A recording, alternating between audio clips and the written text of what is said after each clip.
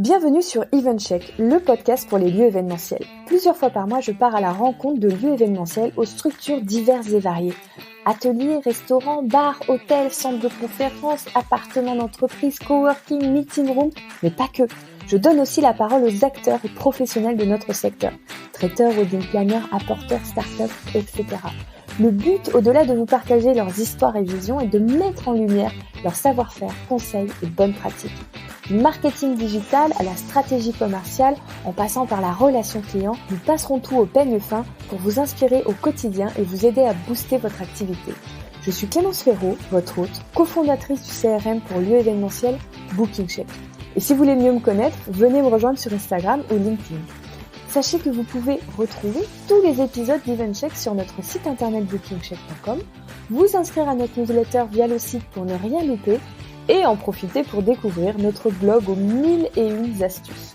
Si vous aimez ce podcast, aidez-moi à le faire connaître en vous abonnant, en mettant 5 étoiles, en laissant un commentaire sur une plateforme d'écoute ou tout simplement en parlant autour de vous. Et puis, n'hésitez pas à m'envoyer un message sur hello@bookingcheck.com pour me faire vos retours ou me partager que vous aimeriez participer. Et maintenant, place à EventCheck, votre nouveau rendez-vous audio. Merci de nous rejoindre cette semaine pour l'interview d'une grande marraine de l'événementiel digital, j'ai nommé Agathe Samu, fondatrice de Cometi. Cometi, c'est la première plateforme de mise en relation entre organisateurs et prestataires événementiels. Mais ce n'est pas tout. À travers Cometi, Agathe propose plusieurs formations.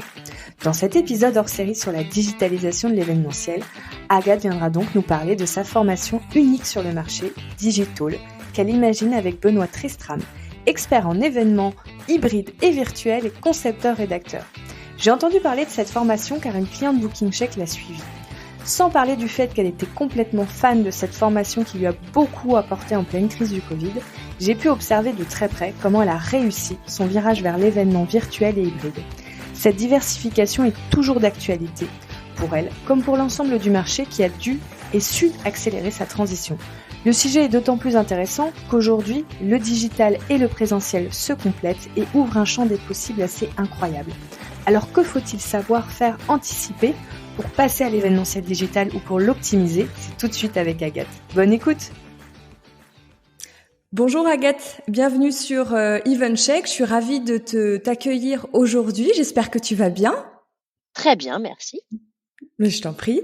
Alors, tu m'as dit que tu t'étais installée au Grand Air, donc on va faire un épisode avec nos amis de la nature aujourd'hui.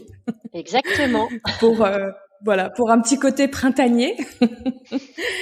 Et donc, toi, tu es Agathe Samu, tu es la fondatrice de Cometi. Et est-ce que pour commencer, tu peux nous présenter un petit peu qui tu es et ce que tu fais chez Cometi et ce qu'est Cometi?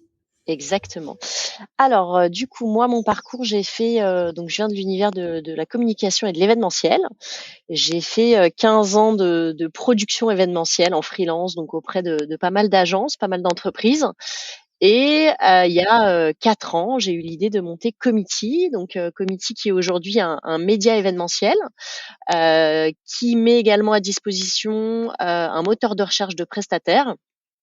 Donc l'idée, c'est une source d'information qui est toujours basée sur quelque chose de très concret, une vue très terrain justement pour vraiment donner des solutions et des bons contacts pour passer à l'action.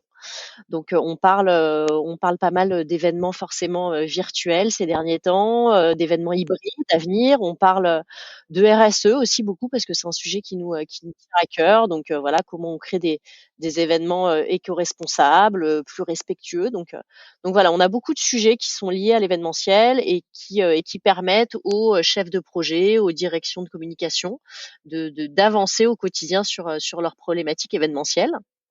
Et voilà. Et depuis janvier, on a été un peu plus loin puisqu'on a aussi aujourd'hui écrit et conçu une formation qui est une formation à l'événementiel digital.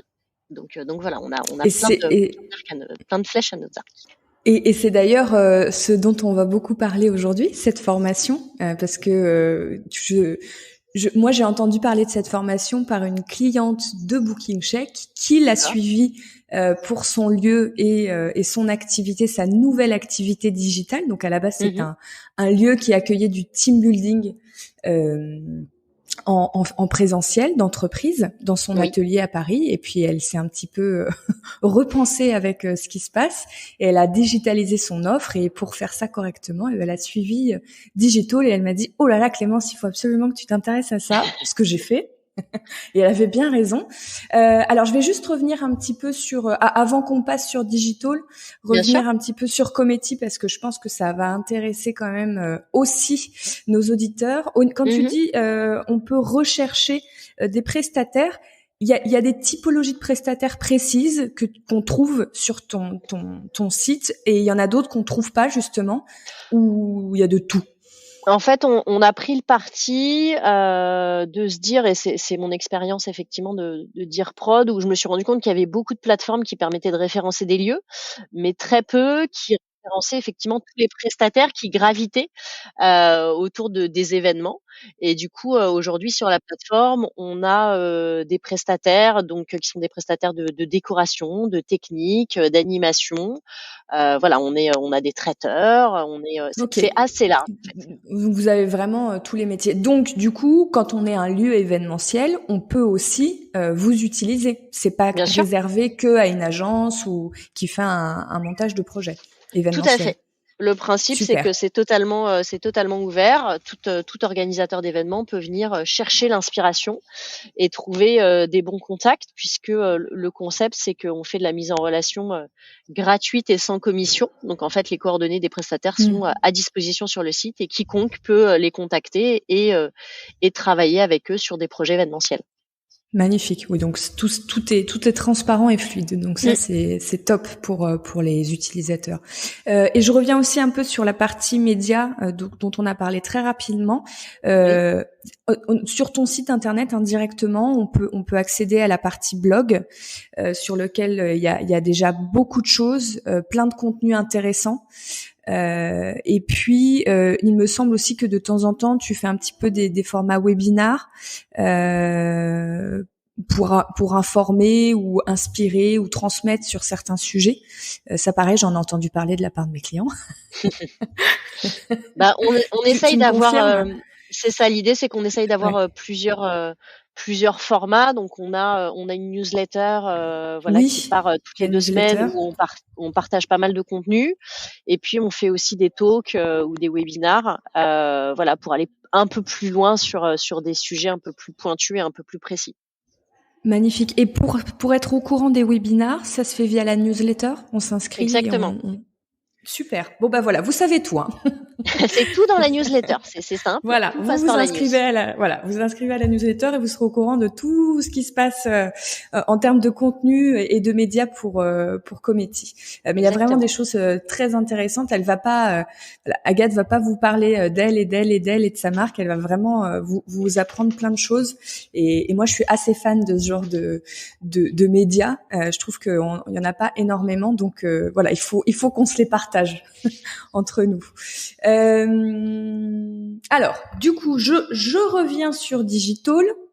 Donc, vous lancez cette formation. Comment vous l'imaginez? Est-ce que c'est lié à l'actualité, ou même avant c'était un petit peu dans les bacs chez vous? Nous, c'est une réflexion un peu assez globale, hein, qu'on a eu d'avancer sur ces sujets-là. C'est vrai qu'on est très au contact des agences événementielles, des clients, des lieux, des prestataires. Donc voilà, on s'inspire de ce qui se passe et de tout ça pour arriver à ajuster un peu les contenus, pour justement toujours répondre aux problématiques et au quotidien de nos lecteurs. D'accord. Donc c'est vraiment lié à l'actualité, aux discussions et aux échanges que vous avez avec votre communauté. Tout à fait, ouais. Du coup, vous lancez Digital, ça s'est fait quand? Quand est-ce que ça a commencé? Alors Digital, on l'a lancé en janvier dernier. On a travaillé sur ce sujet depuis septembre l'année dernière, parce qu'en fait on avait beaucoup de remontées de la part des prestataires qui nous disaient qu'effectivement il y avait un vrai sujet de pédagogie, de besoin de mieux comprendre le fonctionnement, et qu'il y avait aussi un sujet sur comment concevoir des événements digitaux qui soient de vrais événements et pas juste des visioconférences. Donc voilà, on a travaillé en association avec Benoît Tristram qui est concepteur-rédacteur et également expert des événements digitaux, et on a conçu comme ça à quatre mains et à deux cerveaux cette formation qui a pour but justement d'accompagner de manière globale les organisateurs d'événements sur cette question-là de comment je comprends cet environnement digital, comment j'écris mon événement, donc comment je le séquence, comment je lui donne une forme qui est adaptée à ce métier digital, puisqu'on n'est pas forcément sur de la traduction littérale entre voilà comment je faisais en physique, voilà comment je fais en digital. C'est plutôt de se dire je conçois directement en digital, et puis derrière, quelles sont les solutions, quelles sont les plateformes, quels sont les outils, comment je fais au réel pour derrière produire cet événement-là. Donc voilà, depuis janvier, on a accompagné un petit peu plus de 120 organisateurs d'événements, donc on est très heureux de ça. Super, félicitations. Et combien de temps dure la formation ? On a créé ça sous forme de 4 demi-journées. Donc pour vraiment traiter tous les sujets, et encore je pense qu'on pourrait faire beaucoup plus long parce qu'il y a tellement de choses à dire. Donc c'est 4 demi-journées qui sont assez chargées, mais qui donnent vraiment des clés et des leviers assez concrets sur tout ce qu'il y a à mettre en place.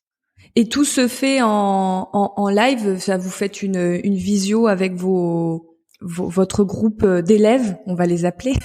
Nos stagiaires, on appelle ça nos stagiaires. Oui, tout à fait. En nos fait, stagiaires. On fait ça en visio parce que aujourd'hui il y a quand même des contraintes sanitaires fortes.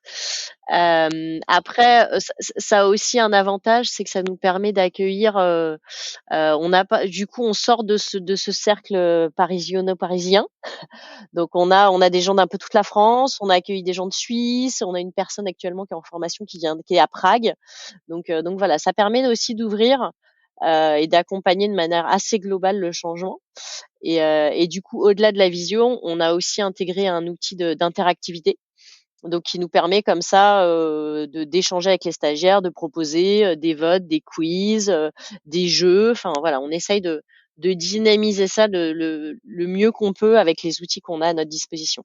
Et après la formation, est-ce que les stagiaires peuvent rester en contact, ou ils sont tous dans un espèce de chat ou un groupe où ils peuvent continuer à échanger les uns avec les autres ? L'idée, c'est qu'on a voulu, comme en fait on est vraiment sur un esprit de communauté, puisque toutes les personnes qu'on accueille sont vraiment des professionnels de l'événementiel à tous les niveaux, hein, puisqu'on a des agences, mais on a aussi bien des lieux, on a des prestataires, donc ça permet d'avoir une richesse aussi de problématiques et de solutions qu'on peut partager. Et du coup, on a ouvert un groupe LinkedIn, donc réservé à l'ensemble des personnes qui ont suivi la formation, et dans lequel justement nous on continue à donner du contenu, et on invite chaque personne à partager leur expérience, s'ils ont testé des outils, s'ils ont rencontré des problématiques. On essaye comme ça de continuer la discussion pour continuer à s'entraider sur ce sujet qu'est l'événement virtuel et hybride. Super chouette. Alors, je veux bien qu'on revienne un peu sur vos métiers à vous. Donc, toi, Agathe, et Benoît, qui est ton associé sur la formation. Oui. Juste parce que moi, personnellement, en tant que commercial événementiel dans les lieux événementiels, j'étais pas forcément très formée aux typologies de métiers qu'il y avait dans d'autres parties de l'événementiel. Et je me dis que peut-être dans ceux qui nous écoutent, concepteur, rédacteur, c'est pas forcément très clair, et toute la partie prod est pas forcément très claire. Donc est-ce que tu peux nous aiguiller dans les grandes lignes sur vos spécialités ? Ouais, bien sûr. En fait, concepteur, rédacteur, c'est la personne qui va intervenir sur l'écriture et la conception du fil rouge. Donc vraiment comment l'événement va prendre vie, quelle est la manière dont on va délivrer les messages de cet événement. Donc c'est vraiment l'écriture, toute la partie conception du déroulé, du séquençage. Il peut y avoir une intervention sur les discours des intervenants aussi, les aider à écrire leur prise de parole. Donc vraiment, Benoît a une approche beaucoup plus contenue de l'événement. Et moi, sur la partie production, Ok. Normalement, la direction de production, elle intervient plus sur le choix des prestataires, sur la gestion du budget, sur la gestion des plannings. Donc voilà, moi j'apporte sur cette formation. Un petit peu comme un... Pardon, j'allais dire un petit peu comme un chef de projet, si je devais mettre un mot un peu général que tous les métiers comprennent. Le chef de projet qui chapeaute un projet, le chef de production qui chapeaute la production d'un événement et qui du coup va avoir le regard un peu 360 sur l'événement. C'est ça, en fait, le chef de projet, il a une vision. Si, le chef de projet, il a une vision globale de l'événement, et en fonction de la complexité des projets, on lui adjoint en fait un directeur ou une directrice de production pour rentrer un peu plus dans le détail de la gestion des budgets, du choix des prestataires, de la coordination des prestataires. Donc voilà, c'est une vision qui est assez terrain et assez voilà, côté réalisation au réel. Donc on a la partie conception rédaction qui est la partie contenu, et la partie prod qui est plus la partie outils et solutions et concret terrain. C'est un petit peu le fond et la forme.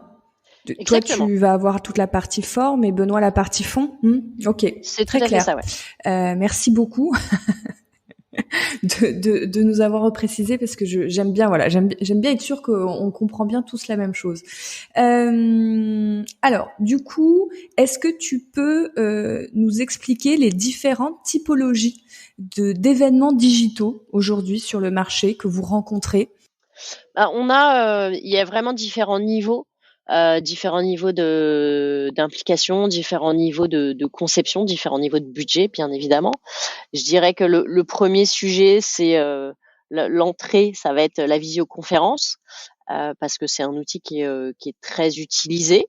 Après, il a quand même ses limites en termes de nombre de personnes, en termes d'utilisation. C'est vrai qu'après la visio, on va passer sur ce qu'on appelle le streaming. Donc, c'est le fait pour donner une image simple, c'est un peu le fait de monter une émission de télé qu'on va diffuser, qu'on va streamer sur Internet. Et là, ça offre beaucoup plus de possibilités en termes de fond et de forme, clairement. Donc ça, c'est intéressant. Et après, on peut aller. Après, il y a la question de la plateforme sur laquelle on va diffuser ce streaming et qui permet beaucoup de choses. Donc c'est là où on va pouvoir faire la différence aussi entre différents typologies de plateformes, plus ou moins complexes, plus ou moins abouties. Là, ça dépend vraiment de ce qu'on veut créer. Et puis après, il y a aussi la possibilité de créer des choses qui sont complètement différentes. Donc là, ça commence à être mis en place. Aujourd'hui, on est encore beaucoup sur ce format plateau télé, qui est intéressant, mais après, on peut imaginer aller sur des choses totalement différentes, comme des web-séries, on peut sortir vraiment du cadre et imaginer des choses complètement étonnantes. Et j'avoue qu'avec Benoît, on est assez curieux de voir tout ce qui peut être créé, tout ce qui peut être innovant par rapport à ça, parce qu'il y a encore beaucoup de choses à faire sur ce sujet-là. Et penses-tu que tout cet événementiel digital va s'inscrire durablement dans l'événementiel comme on l'a connu avant? Est-ce que c'est quelque chose qui va rester? Mais je pense qu'on a découvert des qualités indéniables à l'événement digital. Le fait de pouvoir accéder au contenu n'importe où, n'importe quand, c'est vrai que voilà, c'est quelque chose qu'on aura envie de retrouver. Donc pour moi, on va forcément, il va y avoir une espèce d'euphorie d'événements présentiels dès qu'on va pouvoir se retrouver, parce qu'il y a un besoin fort aujourd'hui. On en a été beaucoup privés, donc on va vouloir en profiter dès que ça va être possible. Mais je pense que voilà, ça va se lisser par la suite. Et on va se retrouver avec des événements qui seront que du présentiel. On aura des événements qui deviendront uniquement digitaux, et d'autres où justement on essaiera de réfléchir à des formats hybrides où on aura un peu de présentiel, un peu de distanciel, pour justement essayer en fait d'avoir un peu le meilleur des deux mondes, et de pouvoir proposer à ceux qui veulent se rencontrer et échanger sur place, être présents, et puis ceux qui veulent juste participer ou voir une conférence ou une intervention, de pouvoir se connecter en streaming directement, de consommer la conférence, d'écouter les contenus sans avoir à se déplacer, voilà, sans prendre 2 heures de son temps, mais juste les 30 minutes qui l'intéressent, de pouvoir avoir ce choix de se dire je veux me déplacer parce que j'ai un intérêt à le faire, ou le digital me suffit. Et donc dans ce cas-là, je regarderai en ligne l'événement. Tout à fait. Et j'imagine aussi que ça va permettre de répondre à des contraintes géographiques qui avant demandaient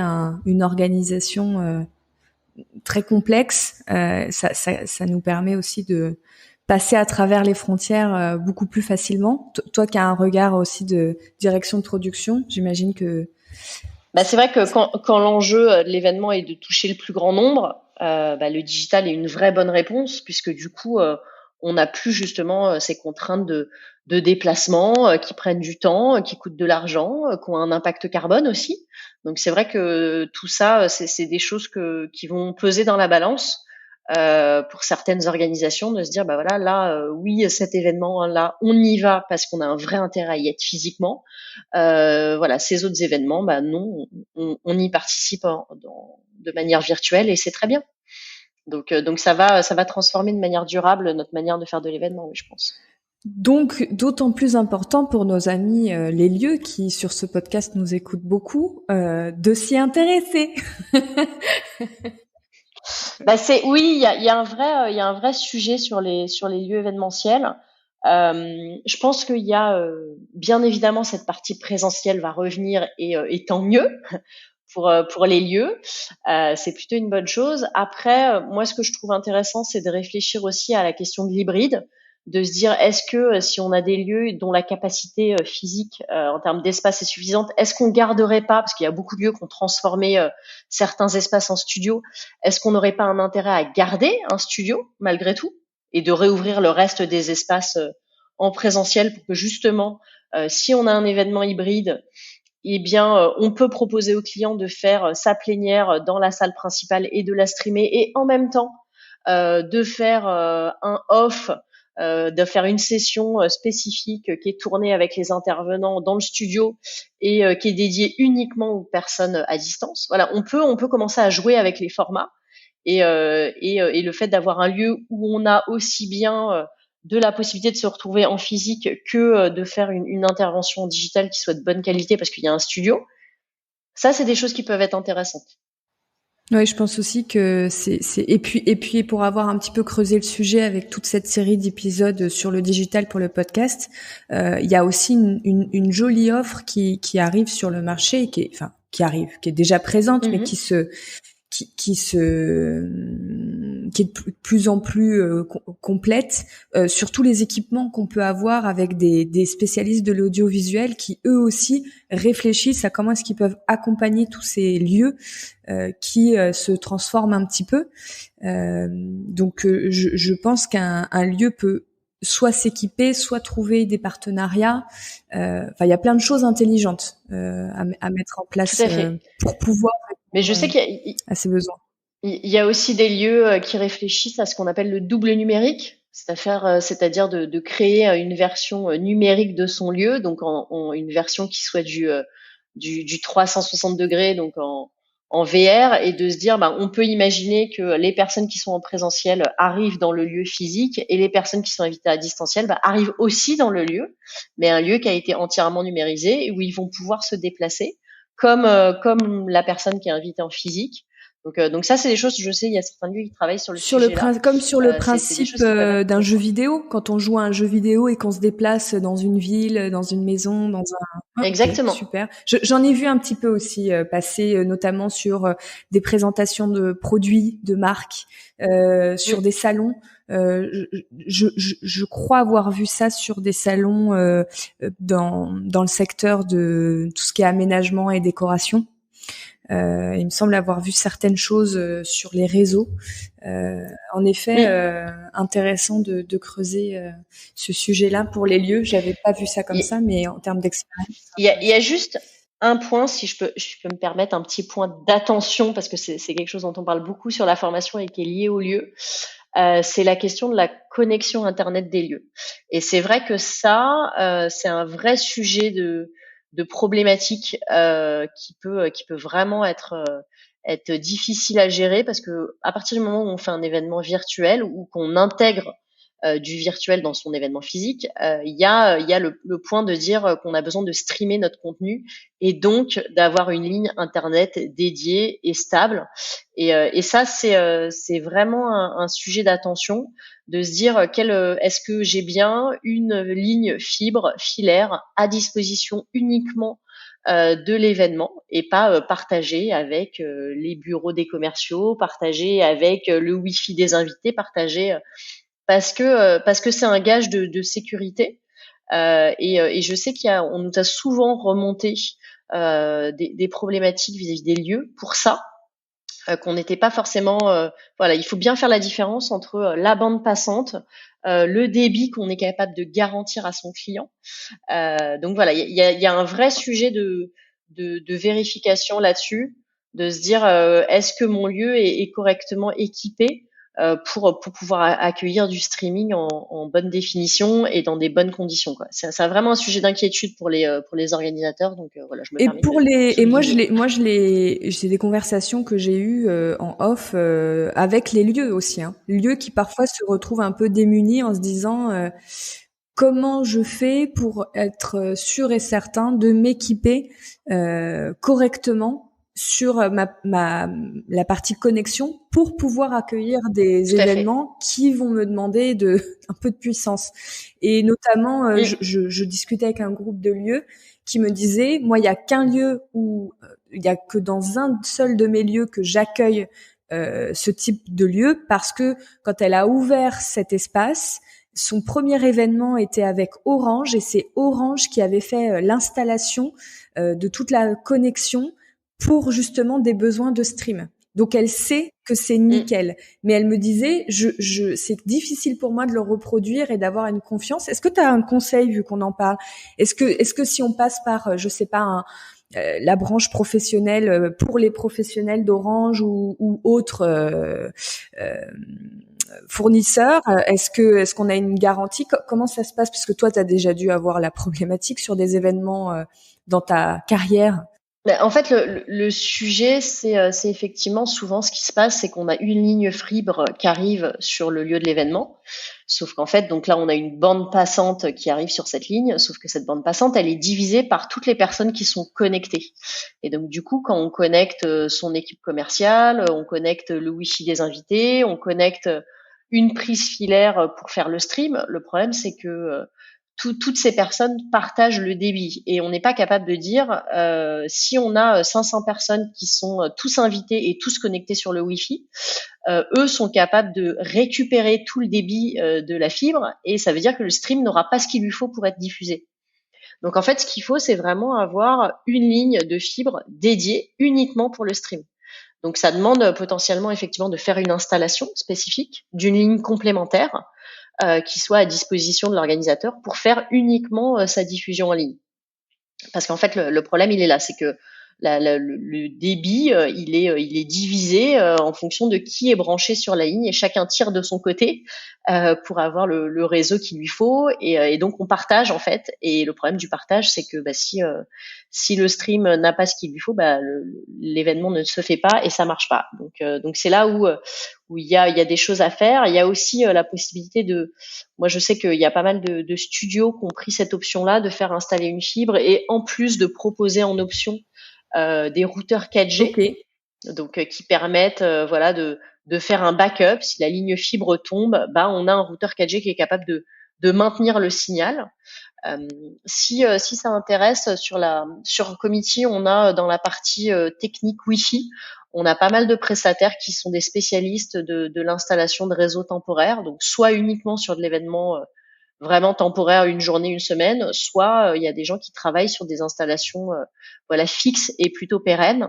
Donc ça peut être des choses sur lesquelles il faut se renseigner. Ouais. Oui, je mettrai le lien dans l'introduction de l'épisode vers le site et je verrai si je peux faire déjà une URL avec directement le bon où on arrive avec les bons prestats à la bonne page. Voilà, c'est ça.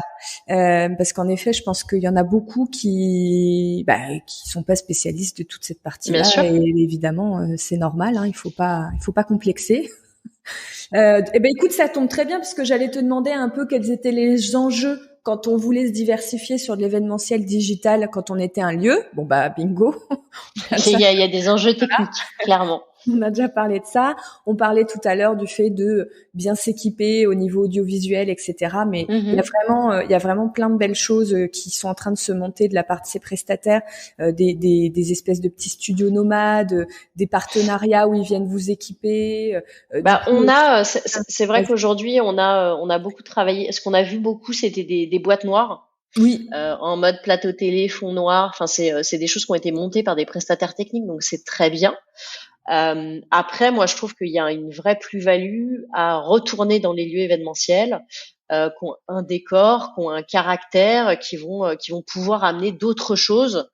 Redonner de la vie à ces événements-là. On va sortir un peu de ce côté plateau télé froid, hyper pointu en termes de réalisation, de retourner vers quelque chose de plus vivant. De pouvoir filmer un intervenant qui marche dans les couloirs d'un lieu, de retourner dans quelque chose de plus vivant et plus vibrant. Et ça, on va le faire à travers des lieux. Faut juste être capable derrière d'installer une régie vidéo, une régie steering, mais ça, les prestataires techniques le font très bien. C'est pour ça que je disais, en fait, moi, je l'ai vu avec certains lieux qui utilisent leur décor pour proposer aux entreprises, aux marques, etc., de pouvoir créer un événement digital on va dire, avec une atmosphère.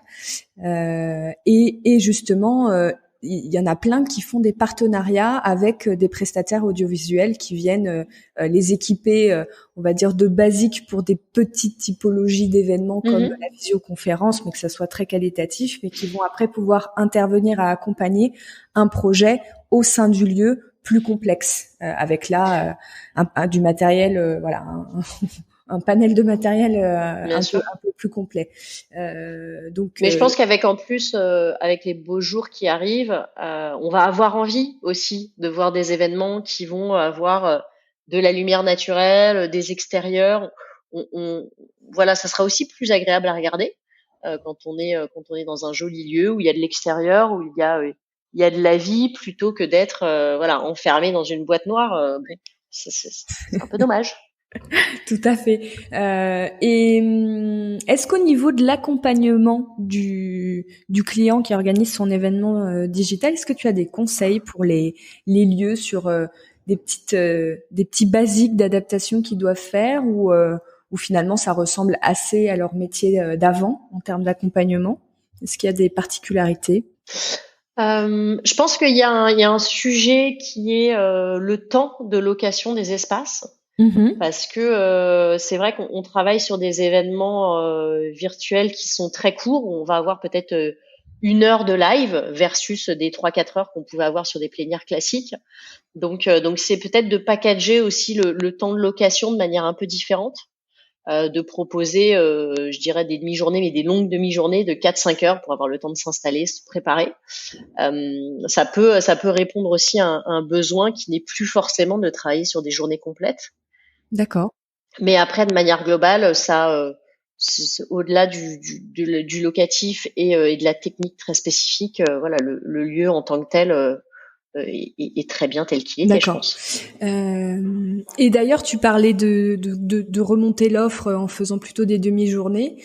Est-ce que tu conseilles tes stagiaires au sein de la formation pour rendre leurs nouvelles offres, leurs nouveaux packages compréhensible, pour que ça soit aussi rentable pour le lieu, le prestataire, peu importe. Idem, est-ce qu'il y a des conseils par rapport à toute cette partie-là, parce qu'il faut qu'ils repensent un petit peu leur modèle?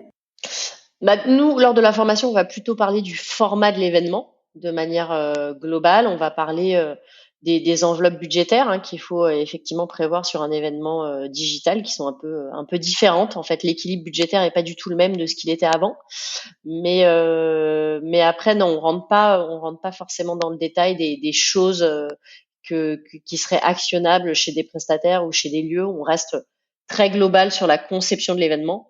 Et après, c'est à chacun, de tirer un peu le fil de son profil, de son besoin, pour se dire comment je le transforme. Vous leur donnez des pistes de réflexion sur comment est-ce que Ça se modélise.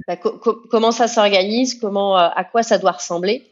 Et après, effectivement, chacun, en fonction de ses problématiques, va affiner son offre et va ajuster aux besoins. Et de bien le rendre cette offre, parce que ça, c'est quelque chose que je répète beaucoup. Mais avant Covid, c'était déjà le cas. Hein. C'est toujours faites des offres qui soient excessivement compréhensibles par vos clients ou prospects. En plus, vous êtes sur des nouveaux formats. Si vous faites des packages qui incluent de la technique, etc., détaillés, expliqués, parce que le client n'est pas forcément n'a pas forcément plus de connaissances que vous, et il vous en voudra pas. Mettre trop d'explications, c'est mieux que d'en mettre pas assez. Donc, c'est rassurant en fait. C'est rassurant dans le sens où même s'il y a des choses qu'on comprend pas, on est aussi capable de poser des questions, de poser la question pourquoi le lieu a prévu une régie de streaming, pourquoi qu'est-ce qui est compris dedans, comment ça marche, pourquoi il y a ça qui est prévu, comment fonctionne la connexion internet. Tout ça, c'est des questions qui vont se poser côté organisateur pour s'assurer que tout soit bien. Donc à partir de là, si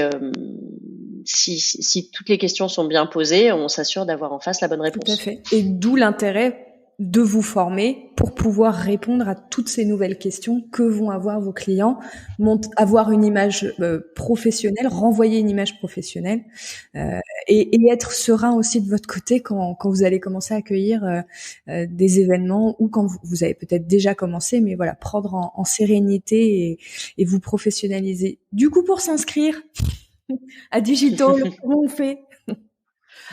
Eh bien, il suffit d'aller sur comity.com. D'accord. Il y a tout en haut de notre homepage, nous avons un menu formation, et donc il y a la formation Digital qui est présentée. Là, on a des sessions ouvertes, on a encore de la place sur le mois de mai et sur le mois de juin. Donc voilà, n'hésitez pas. On prend 15 stagiaires par session, pas plus. Voilà, pour favoriser les échanges, on fait travailler aussi en sous-groupe.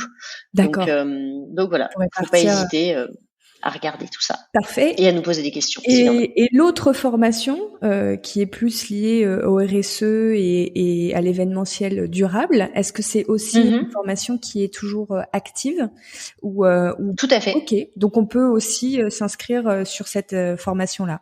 Exactement, c'est une formation qui est en place en partenariat avec Green Événements, donc un cabinet de consulting spécialisé dans la RSE. Et du coup, ça permet d'avoir une vision assez généraliste sur qu'est-ce que la RSE et l'événementiel, et justement comment comprendre ces enjeux pour essayer d'évoluer vers des modèles plus responsables. Magnifique. Donc et je pense qu'on fera un épisode aussi sur cette formation. Alors peut-être avec Agathe ou peut-être avec Green Événements, mais voilà, je sais que c'est des sujets qui intéressent tout le monde, donc on fera un zoom comme on a fait sur Digital, mais sur la formation. Pas de souci. Sur la partie sur l'autre partie. Merci beaucoup Agathe d'avoir pris le temps de nous expliquer tout ça ce matin. On était ravis de t'avoir, et puis bonne continuation avec Digital. Moi, je vois plein de stagiaires mettre leur diplôme sur LinkedIn, donc. C'est ça. Donc je vois que ça se forme, c'est super.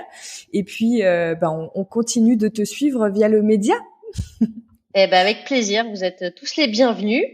C'est vrai que notre souhait à travers tout ce qu'on fait chez Comity, c'est d'accompagner la filière événementielle, parce que c'est un métier qu'on adore. Le contact nous manque un petit peu, hein. C'est vrai qu'on avait l'habitude de beaucoup échanger et de rencontrer pas mal de prestataires, de visiter des lieux, de faire pas mal de choses. Là, c'est très calme de ce point de vue-là, mais voilà, on continue à s'activer, à aller repérer les dernières tendances, trouver des bonnes infos à partager. Donc voilà, faut pas hésiter à jeter un coup d'œil sur notre site et à suivre la news pour avoir plein d'infos intéressantes toutes les 2 semaines. Exactement, je vous recommande, et puis à bientôt en vrai alors. J'espère, bientôt, on attend. On attend. Merci Agathe. Merci beaucoup Clémence. Au revoir. Au revoir.